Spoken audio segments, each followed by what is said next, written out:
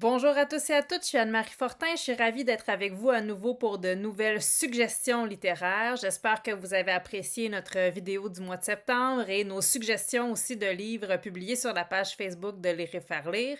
Aujourd'hui, on est au mois d'octobre et je sais bien qu'on aime souvent s'arrimer avec les activités qui ont lieu pendant l'année pour suggérer des lectures aux enfants.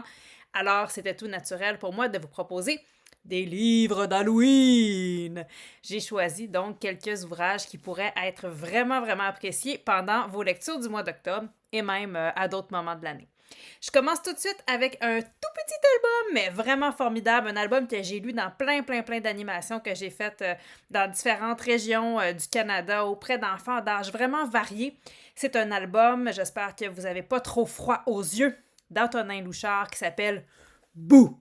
Le livre qui fait le plus peur du monde. Alors, chaque fois que je raconte cet album-là qui est paru au Seuil Jeunesse, je demande aux enfants s'ils ont le courage d'écouter cette histoire. Je vous rassure, c'est pas une histoire qui fait si peur que ça, c'est plutôt une histoire qui va les faire rire. Alors, on se retrouve avec un fantôme ici qui essaie de nous faire peur. Il nous dit « Bouh! » Là, les enfants, souvent, ben, j'ai même pas eu peur. Il y a deux réactions. Soit ils disent j'ai pas peur, ou les enfants, ils vont dire non! Ils vont faire semblant d'avoir vraiment peur. T'as pas eu peur? Rebou! Ah! Mais dis pas que t'as pas eu peur, là.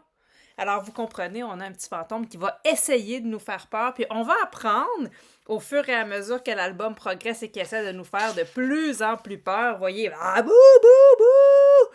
Ben, c'est un petit fantôme qui va à l'école. Puis à l'école des fantômes, qu'est-ce qu'on apprend? On apprend à faire peur. Alors, il est en train de faire ses devoirs. C'est vraiment mignon. Un super coup de cœur, donc, à animer pendant le temps de l'Halloween. Bouh, le livre qui fait le plus peur du monde. Ouh! On poursuit notre découverte de livres d'Halloween avec un album paru tout récemment aux éditions Les Malins, un album qui est écrit par le membre d'un groupe de musique qui s'appelle NSYNC. Le membre de ce groupe, c'est Lane Bass. C'est illustré par Laurent Garrigue et ça s'appelle Les vilains tours et bonbons sur la rue des frissons. Et là, c'est 100% Halloween. On a en fait une bande de 13 enfants qui se promènent sur la rue des frissons pour aller cogner aux portes pour ramasser des bonbons. Et ça leur donnera l'occasion d'aller cogner chez les fantômes, chez la sorcière, chez les vampires. Donc, on va découvrir tous les méchants, les personnages qui sont menaçants dans l'univers de la fiction jeunesse. Alors, c'est vraiment un album qui est tout en musique avec, c'est presque une comptine, vous avez des paroles qui riment. Donc, je vous montre ici le début. Venez là, venez tous, venez, approchez donc, suivez-moi sans tarder sur la rue des frissons. Aucun tour, c'est promis, que de divins bonbons. Saisissez votre chance, par ici mes mignons. C'est ce soir seulement sur la rue des frissons. On pourrait presque chanter cet album-là. Les illustrations sont magnifiques, puis comme vous le voyez dans des pages comme ici, il y a plein de petits détails. Si vous regardez chacune des sections de l'image, alors les enfants peuvent passer, il y a même un clown ici qui est caché dans un caniveau. Les enfants peuvent passer vraiment beaucoup de temps à observer les illustrations de cet album-là. Et puis on va se promener comme ça, puis découvrir là, si les enfants, les 13 enfants vont avoir le courage de rentrer dans chacune des maisons. Dernier album pour faire peur ou susciter des petits frissons, je vous propose, et là c'est un beau grand livre, je vous en parle parce que vous savez, les enfants que vous rencontrez n'ont pas toujours l'occasion d'avoir en main des très beaux livres. Dans les écoles, c'est des livres des fois qu'on a des réticences à acheter parce qu'on sait qu'ils vont peut-être briser plus rapidement. Vous avez le privilège d'être en petit comité avec 2, 3 ou 4 enfants au maximum, donc vous pouvez les sensibiliser au fait de bien manipuler ces ouvrages-là, d'y faire attention. C'est une chance incroyable pour eux d'avoir un livre comme ça entre les mains, de le voir, d'y avoir accès. Vous pouvez les trouver dans les bibliothèques. C'est des livres des fois qui sont un petit peu plus coûteux. Vous pouvez les acheter parce que c'est des œuvres d'art, mais vous pouvez aussi les trouver dans les bibliothèques. Le livre que je vous présente est publié au Seuil Jeunesse. C'est un album de Clotilde Perrin qui s'intitule Ah, un cache-cache monstrueux. Alors, je vous le montre. Il faut que je me recule un peu tellement il est grand, ce livre-là. Vous pouvez voir l'échelle avec mon visage. Donc, et voyez déjà ici, première page, la page de titre, on a un enfant qui essaye d'ouvrir le livre. Les pages sont bien épaisses. On a même une citation de Stephen King, seul un esprit éveillé peut combattre ses démons.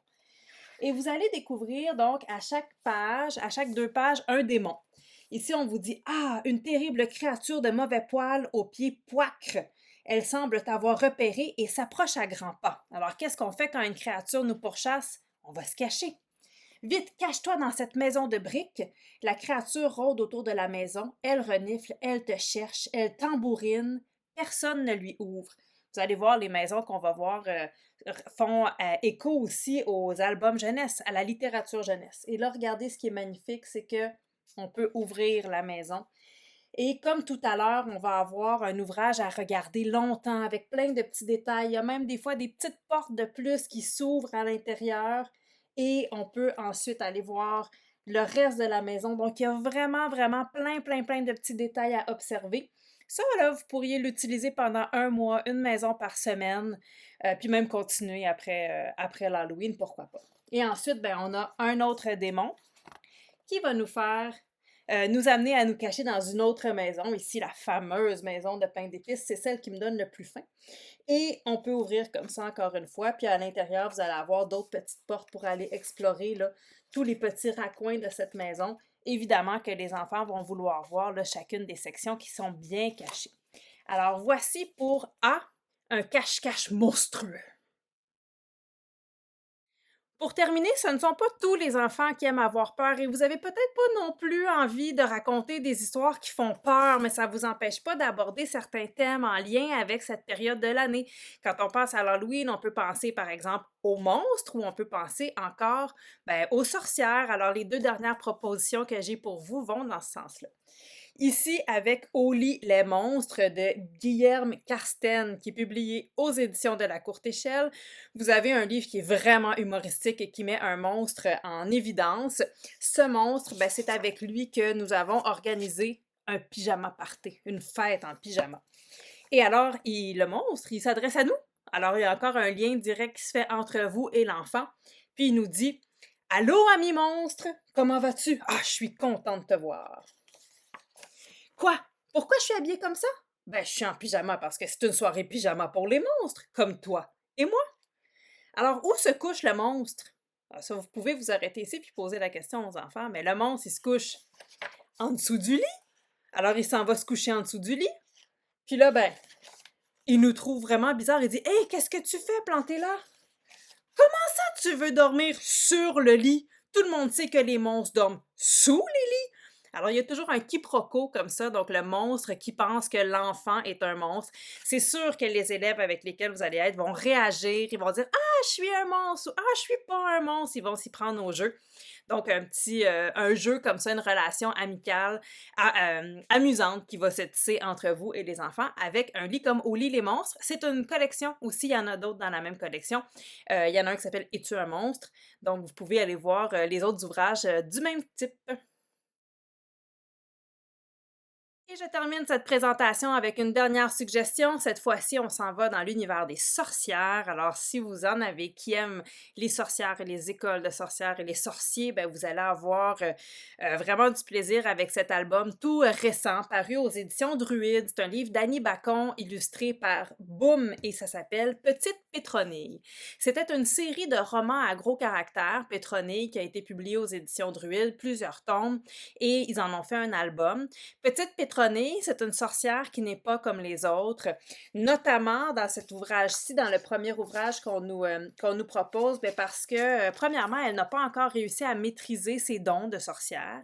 Et deuxièmement, mais contrairement aux autres, elle, quand elle va choisir des vêtements, elle ne s'habille pas tout en noir. Elle a des activités qui sont un peu différentes des autres sorcières, ce qui va amener les autres sorcières à se moquer d'elle. Et au début, vous voyez, quand ils vont se moquer d'elle, ils disent regardez, elle se prend pour une plante verte et ses vêtements sont même pas noirs. Puis ça amène Pétronée à se regarder dans le miroir et à se poser des questions. Elle dit sa perlibarette, c'est vrai que je détonne un peu. Elle dit peut-être que je devrais m'habiller en noir comme les autres quand il y a des livraisons de vêtements. Et à la dernière livraison de vêtements qu'il y a dans leur patelin, elle arrive après tout le monde. Alors il reste encore seulement des vêtements colorés. Elle est bien découragée de ça.